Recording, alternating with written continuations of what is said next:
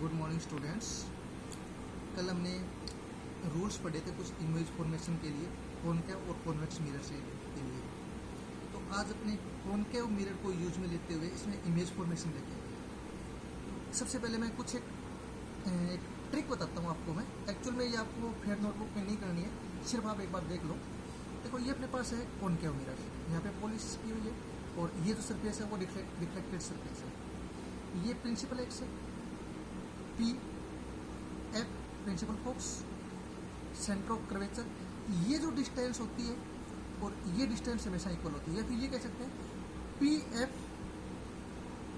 Equal to P C upon 2, यानी P C की जो डिस्टेंस होती है वो पी एफ के कंपेयर डबल होती है।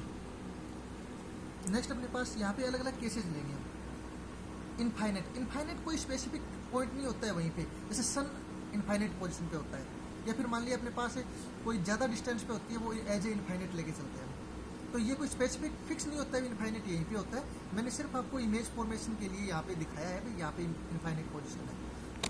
तो first of all object infinite पे हो सकता है, सी पे हो सकता है, और ये जो कंडीशन होती है सेकंड, ये बियॉन्ड सी बोलते हैं इसको, या फिर बिटवीन सी एंड इनफाइनाइट भी कह देते हैं।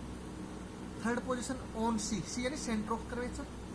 Fourth position between F and C, between F and C. और फिफ्थ पोजीशन अपने पास है ऑन एफ। यानी 5 सिचुएशन लेके चल रहे हैं हम कि यहाँ पे ऑब्जेक्ट हो सकता है, यानी इस कंडीशन के ऊपर इनफाइनाइट पे, beyond C, on C, between F and C, on F, in positions के ऊपर ऑब्जेक्ट रखा हुआ हो सकता है। तो इमेज कैसी बनेगी? देखो, इस कंडीशन की इमेज बनेगी वो यहाँ पे बनेगी, यहाँ पे मतलब ऐसे इस पॉइंट पे बनेगी। और ये जो नीचे लिखा हुआ है इसका मतलब है इन सभी कंडीशन के अंदर इमेज बनती है, इन्वर्ट बनती है। इन्वर्ट कैसे? अगर ऑब्जेक्ट ऐसे होता है तो अगर इमेज ऐसे बन रही है तो उसे बोलते हैं इन्वर्ट। तो यहाँ पे अपने पास ये सभी के अंदर, इन 500 केस के अंदर इन्वर्ट इमेज बनेगी। तो if object is at infinite then image will be form on F, on principal focus. When object beyond C, then image will form between F and C. When object at C, then image also will be on C. C is center of curvature. Next, when object between F and C, then image will be beyond C. And when object is at principal focus, then image will be at infinite position. ये 5 case पढ़ेंगे आज हम। एक 6th case और भी होता है इसका, ये मैं नेक्स्ट टाइम जब आप कॉन्वेक्स मिरर के लिए इमेज पढ़ेंगे उस टाइम बताऊंगा मैं आपको। तो इन 500 केस के अंदर क्या कंडीशन होती है कि इमेज है वो हमेशा इन्वर्ट बनेगी, रियल बनेगी और इन्वर्ट बनेगी। जो इमेज रियल होती है वो इन्वर्ट भी होती है,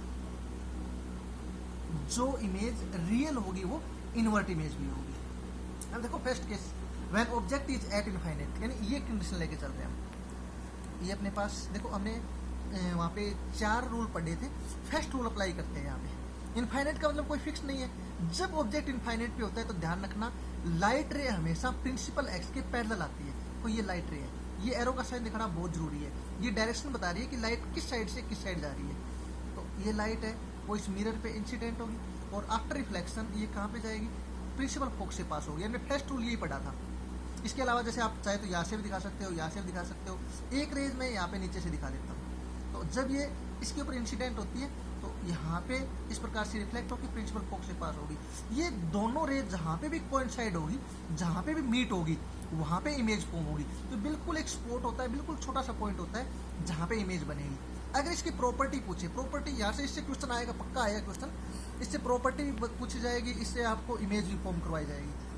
तो इसकी प्रॉपर्टी क्या क्या है? वेरी स्मॉल, साइज में बहुत स्मॉल है। रियल, अभी मैंने बताया था कि इन 500 केस के अंदर रियल और इन्वर्ट होती है। रियल, इन्वर्टेड, और कहाँ पे बन रही है इमेज?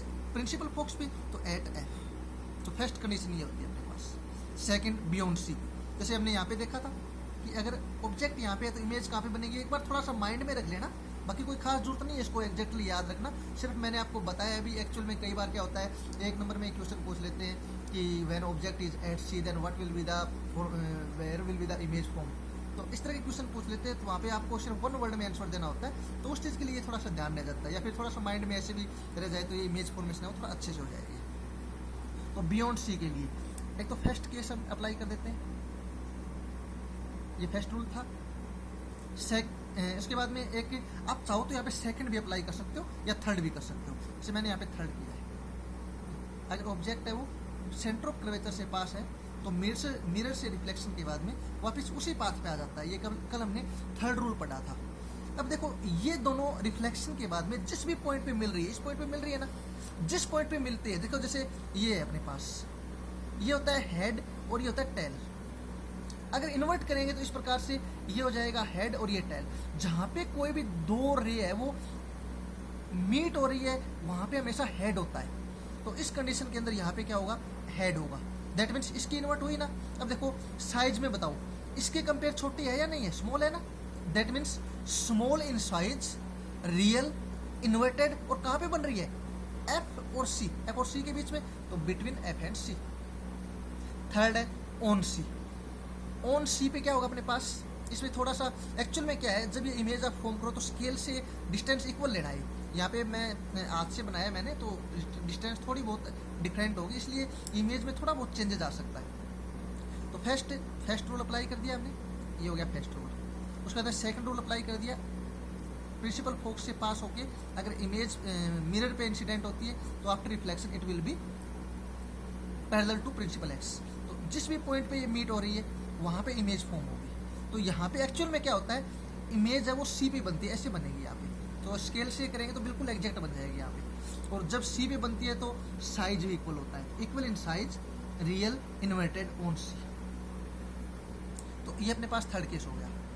नेक्स्ट फोर्थ केस में अपने पास है, अगर ऑब्जेक्ट एफ और सी के बीच में रखते हैं हम, when object is between F and C, then first rule apply कर दिया, सेकंड रूल अप्लाई कर दिया, यहाँ पे मीट हो रहे हैं, यहाँ पे इमेज बन गई। अब देखो इस इमेज में और इस इमेज में आपको क्या डिफरेंट लग रहा है, लार्ज इन साइज और invert, large in size, real, invert, और बियॉन्ड सी, यानी इस साइड बन रही है तो beyond C. Next fifth case है, when object is at principal focus, first rule. और एक फोर्थ रूल अप्लाई कर रहे हैं हम यहाँ पे, जरूरी नहीं आप फोर्थ करो, आप चाहे तो इस ऐसे भी कर सकते हो, इस पॉइंट से। अगर आप कहोगे सर इस पॉइंट से तो इस ऐसे नहीं जा रही है, जरूरी नहीं ऐसे जाए, ये मिरर के ऊपर इंसिडेंट होनी चाहिए, वो किसी भी साइड से हो सकती है, तो ऐसे होगी यहाँ पे, ऐसे इस साइड आएगी, यहाँ पे रिफ्लेक्ट होगी और रिफ्लेक्ट होकर इसके पैरेलल चली जाएगी। जब कोई भी दो, चाहे ये दिखा दो चाहे ये दिखा दो, अगर कोई भी दो रे बिल्कुल पैरेलल जा रही है, दैट मीन्स इनके बीच की डिस्टेंस न इंक्रीज हो रही है न डिक्रीज हो रही है, तो वो कहीं पे भी मीट नहीं होगी। अगर कहीं पे भी मीट नहीं होगी तो उस कंडीशन के अंदर इनकी जो इमेज है वो इनफाइनाइट पोजीशन में बनती है, यानी इनफाइनाइट कोई स्पेसिफिक डिस्टेंस नहीं होती है, यानी बहुत दूर जा सकती है, ये कितने भी दूर जा सकती है, तो इसे बोलते हैं इनफाइनाइट पोजीशन। तो ये हो जाएगा large, real, invert and eight infinite position. तो ये अपने पास फिफ्थ केस है। इसके अंदर इसमें एक चीज देखी हमने, जैसे जैसे ऑब्जेक्ट मिरर की तरफ आ रहा है वैसे वैसे इमेज है वो फार अवे फ्रॉम मिरर, यानी दूर जा रही है। जैसे जैसे ऑब्जेक्ट इसके पास आएगा इमेज दूर जाएगी, तो size of image will B large, यानी इमेज का साइज है वो इंक्रीज होता जाएगा, बढ़ता जाएगा। ओके, थैंक यू, आज के लिए इतना ही।